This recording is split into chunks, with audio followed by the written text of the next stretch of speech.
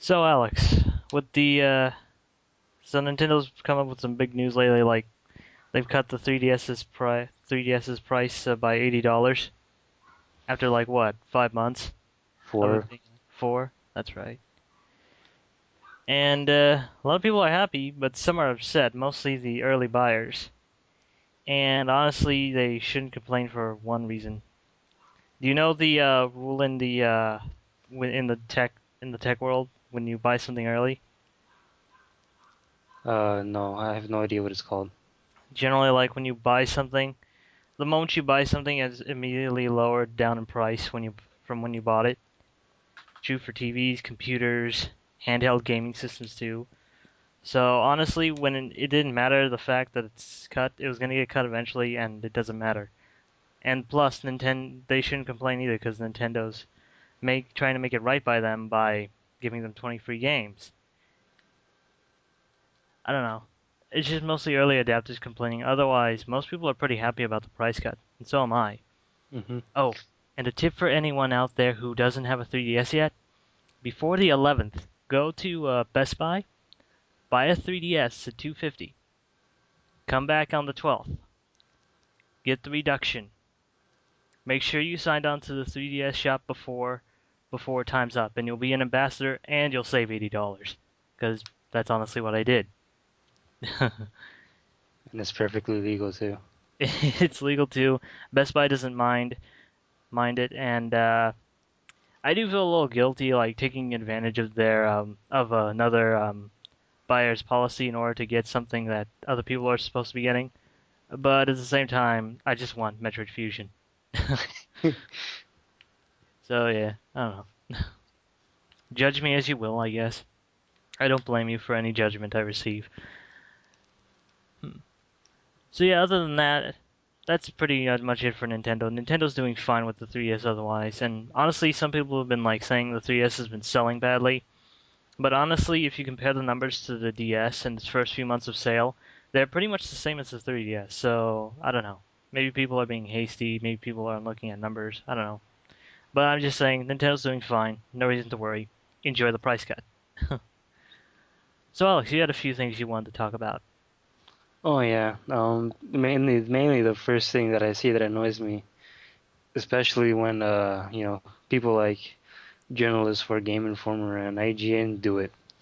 It's comparing games to other games, and they have n completely different things and nothing in common. Well, maybe they will, but probably nothing that big. Hmm. Please elaborate for those watching, and for me, since I honestly can't remember what you said about this earlier.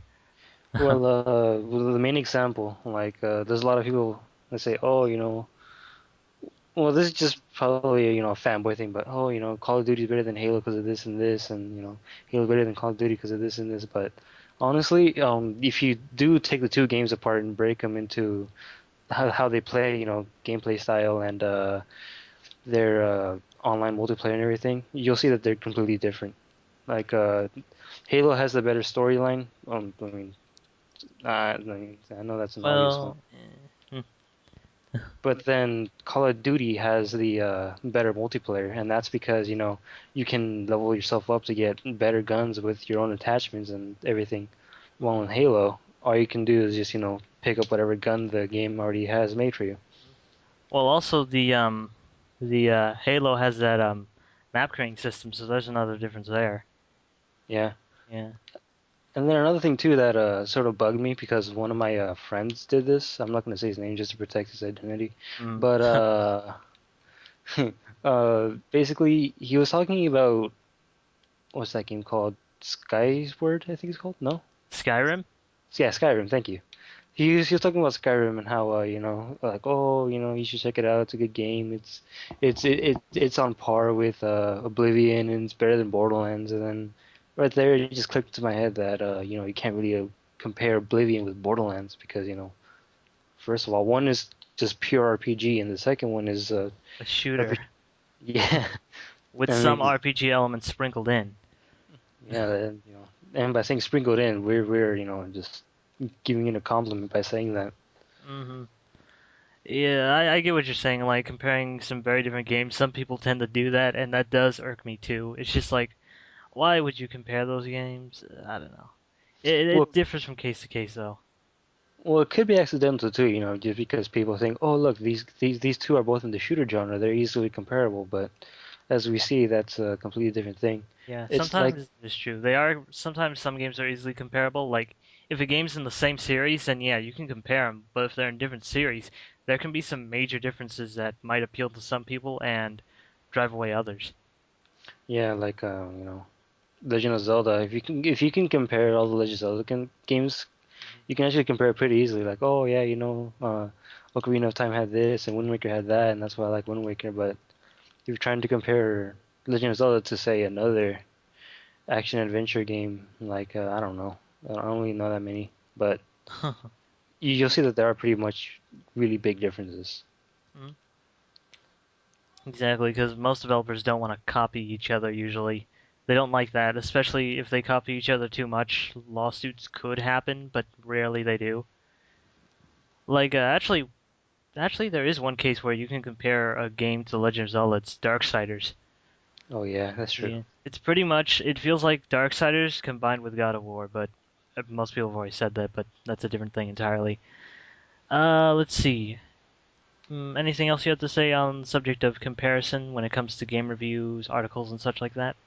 I think that's pretty much it. Just be careful with what you're comparing the two games with, and make sure you know what makes the game in that genre. Like if you're playing an RTS, you can't really compare it easily to a turn-based one.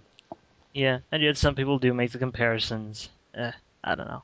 I've seen it a lot of times in some articles, and it does irk me when it does happen. Hmm, that was very informative. Hmm. One thing that irks me a lot is what is it? Graphics versus aesthetics in games.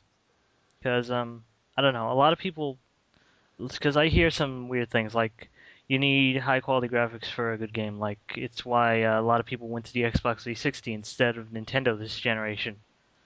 But one thing I remember that someone else said is that if graphics didn't matter, we would still be playing old games like on the Atari 2600. And I have to say, to an extent, that was actually pretty enlightening because he said because I agreed with that. So I decided to analyze what actually makes a game more appealing. Is it really the graphics? No. In a more broader term, it's the aesthetic appeal. Because I was talking with this to you earlier today, but I tried playing Borderlands, right? Because you've been playing Borderlands again lately, and I've been getting addicted thanks to you. Not my fault. Yes, it is. Um, but I've been playing it lately again, and I do enjoy it, but my eyes get tired of seeing the same old thing again. It's a nice looking game, don't get me wrong. It has a nice art style and everything, but it's so dull and lifeless sometimes because of the gray and browns everywhere. Even though it has a good art style, I know it could look much better. Heck, I had to just get some DLCs to make it look different, like the Doctor, the Island of Zombie. What was it again? Zombie Island of Dr. Ned. That's it, thank you. Because that one that's a swamp, and that was so different when I actually saw that. I actually played through the whole thing, and it was really fun. But yeah, it's like games lately on the Xbox 360 I can't play because they look so similar in many areas. But I can always go and play a Nintendo game, even if it's like old, back from the old school days, because the graphics and the art is always aesthetically appealing to me. I can still play Mario 64, even though these days, when comparing it to new Mario games, it looks like a bunch of jagged polygons, because the aesthetics and the art style are really good still, and they hold up. So in the end, I think it's graphics. Graphics in the end do matter, in a technical standpoint, but aesthetics matter even more. And that's my counter argument to those saying that graphics do matter. When I'm saying they do, yes, but think about aesthetics instead. If I can make an addition to this topic, I think that graphics won't be able to, be much better than what today's better graphics are. And in your words, if you want the best graphics in the world for your video games, just buy a PC. Yeah, that's true. I have a PC myself, but I still buy Nintendo systems because heck, I like the games they make. Hmm. Also, Iwata said the same thing too, actually. He said the reason they focused on like motion controls for the Wii was pretty much because they knew if they focused on graphics, they wouldn't be able to make too many improvements, honestly. So they decide motion control, and with the Wii U, they're just saying we'll finally update the graphics, but we're gonna focus on the controller and the online experience more. So that's interesting. But again, we Yeah. don't know much about the Wii U. All right, well, I hope you people enjoyed us rambling, no matter how inconsistent it was. Luckily, those dogs in the background didn't bark, right, Alex? Oh man, we're so lucky. Mm-hmm. All right, see you guys later.